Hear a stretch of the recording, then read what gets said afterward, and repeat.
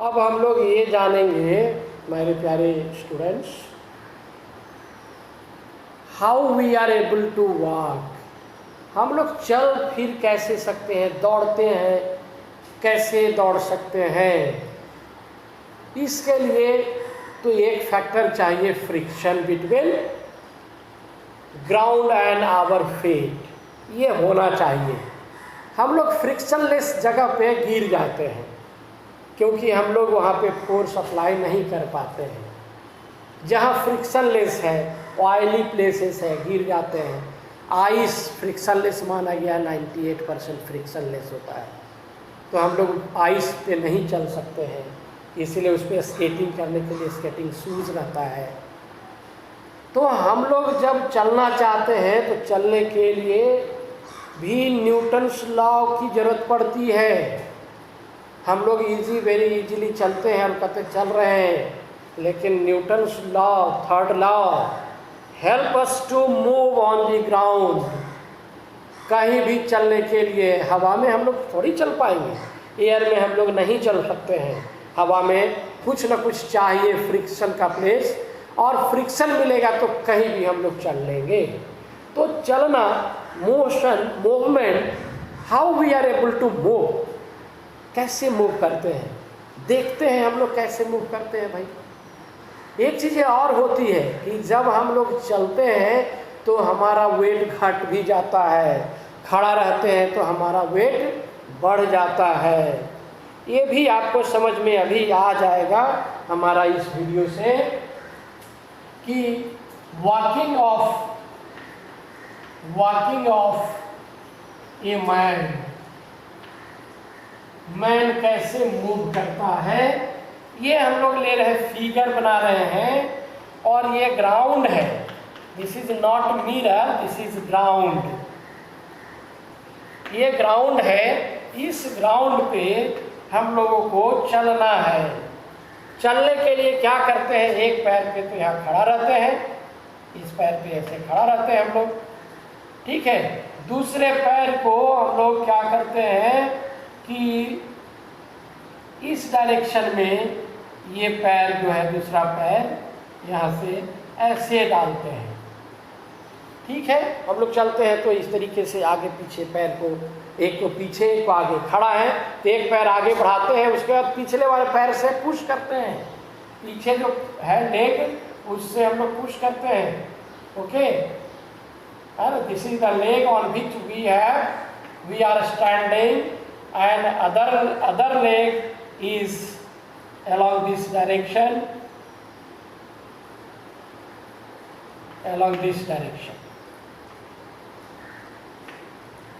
okay, and here is the body part. ये करना आगे बढ़ने के लिए, to move ahead, forward, what we will do, this is the weight of the body is along downward direction. To every action there is equal and opposite reaction. This is the action by the man. Weight is the weight of man is equal to action on ground. Therefore, ground will apply the reaction force on the man. This is the reaction on man by ground. So these two are equal and opposite. Man remains standing. Now man applies extra force at this point. Extra force by this leg along this direction. Force is applied. This is the action of man on ground. And therefore from here this line will represent the reaction. This represents the reaction to the applied force. This is action of man on ground, means applied force. Force applied by the man on the ground with the backward leg. And due to this extra force, this is the reaction. So this reaction can be resolved into two parts, along upward and along horizontal direction. This reaction is termed as R and this is action as termed as A. So R1 is along the horizontal direction and R2 is the component of this along vertical direction. So this R2 reduces the weight. यहाँ देख लीजिए weight downward में है, ये wait को W लिख दिए, ठीक है, तो वेट जो है डाउनवर्ड में है। तो now weight is equal to this, इसको हम लोग कर दें रिएक्शन को कर दें R2 कर देते हैं, reaction on man by the ground, इस तरीके से जो है उसको। तो ये दोनों जो है पहले ये दोनों बराबर था, wait is equal to R2 था। Now while moving at rest में ये था, at rest while moving what will happen now? This is R3,